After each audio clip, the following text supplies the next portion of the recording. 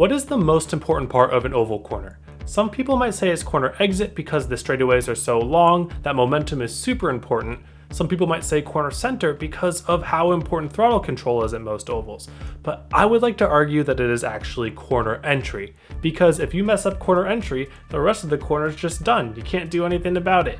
So today I wanted to talk about 3 techniques that I use that I think that the majority of oval iRacers are not doing. All of these ideas will carry over through different tracks, different cars, you name it. But basically, I think that the majority of oval racers are not understanding a couple fundamental things about corner entry. So let's get right to it. The first technique for oval corner entry is actually going to start before the corner itself even starts, and this technique is called grip flicking. You may have heard me talk about this in some track guide videos before or in passing, but I've never really gone into full depth about this, so today's the day. Grip flicking might sound something that's like a glitch, maybe it's something weird, but really the idea is just you want your nose pointed down the hill before your turn even starts. The goal of corner entry should be to do whatever is in your power to get to your line without your car fighting you as much as possible.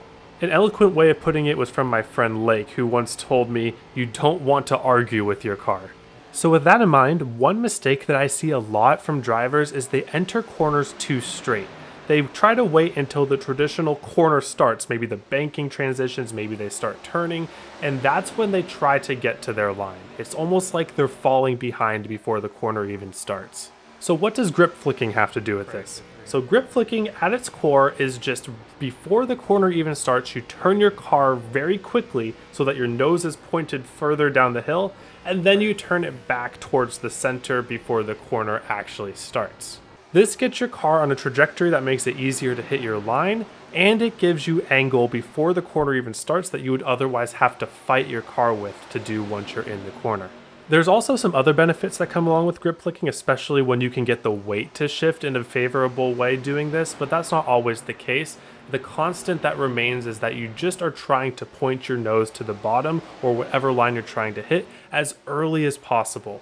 It's very common that these wide arcs that are intuitive with oval racing are not actually the best way to go about something. Wide arcs work on flat surfaces like on road courses when you approach a big turn. Yes, the wide arc is the best way to go to hit your apex perfectly, but when you add banking into the mix, it doesn't always end up as the right answer. So experiment with turning in earlier. Does the car feel easier to drive if you're turning in earlier? 99% of the time, if your car feels easier to drive, that also means that it has higher potential to go faster and save tires. Moving on to the second technique, it is smooth off throttle.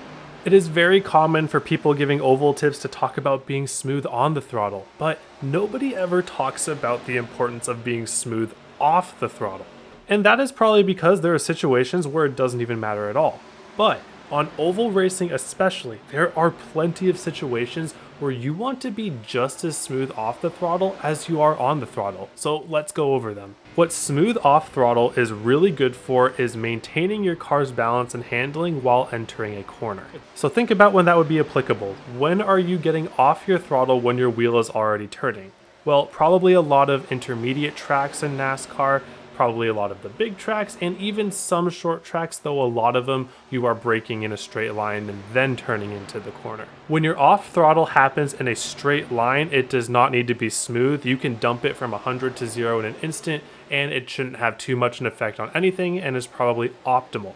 But the moment that we have any sort of wheel input as we are getting off the throttle, it becomes super important to do that smoothly. Dumping the throttle from 100% to 0% in an instant creates a sort of a jolt in most stock cars. So add that with any sort of wheel input and it becomes unpredictable where your car is going, and you'll need extra wheel input, extra brake, something to maintain the balance of the car. But that wouldn't be completely necessary if you were backing off of the throttle easier. This is one of the subtle keys to saving tires at intermediate tracks, because a lot of tire is burned in corner entry. And some people think, oh, I just got to back up my corners, and that kind of works, especially if you end up backing up your corners so much that you dump your throttle while you're still on the straightaway. But The fundamental idea is you just don't want to have to turn your wheel any extra by having a poor balanced car on corner entry. Any additional wheel input that you have to add to get your car to its line is just extra tire wear, whereas a smooth off throttle allows a smooth turn in and getting your car exactly where it wants to go with the least amount of resistance as possible. A win-win. Final disclaimer on this topic though, I kind of cheat this a little bit. I'm not too good at the smooth off throttle. I kind of go 100 to 50 to 0 in kind of stages, and it seems to have the car happy enough.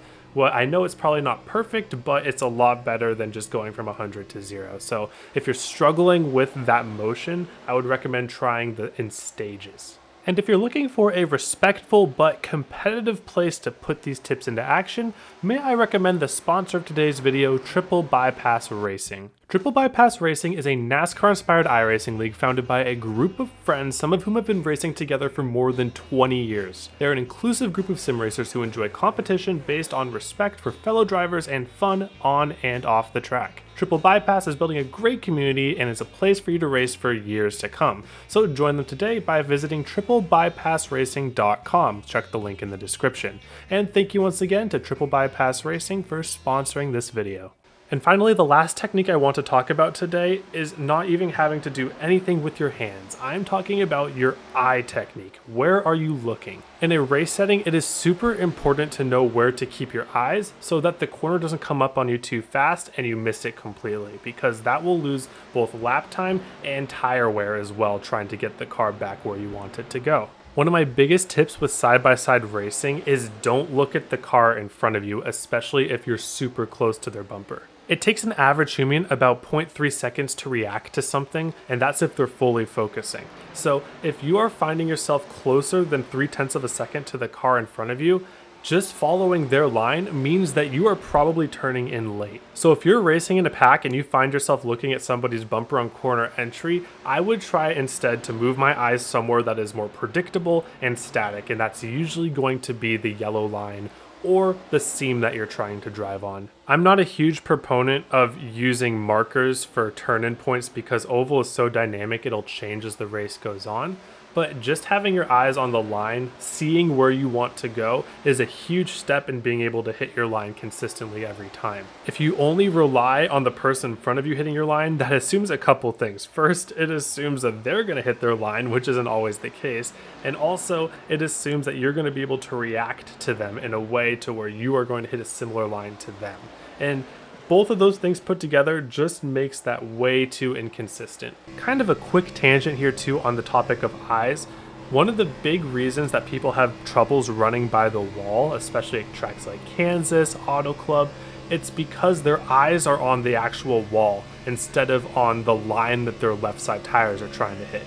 If you have your eyes on a place that's a lot more predictable, like that seam, then it's going to be a lot easier to run the top than it is if you're looking at something that's moving at lightning speed next to you, which is the wall. But in general, the main point is to keep your eyes on the track. Keep your eyes on something that will never change, and if you find yourself 3 wide, 3 rows deep, just do your best to try to find what you can find, but anything on the track is better than using a car in front of you most of the time, unless you're happy with missing corners every once in a while. Leave a comment down below if you think corner entry is as important as I make it out to be. Alright, thank you all for watching. Hope you have a wonderful day, and I hope to see you all on the track.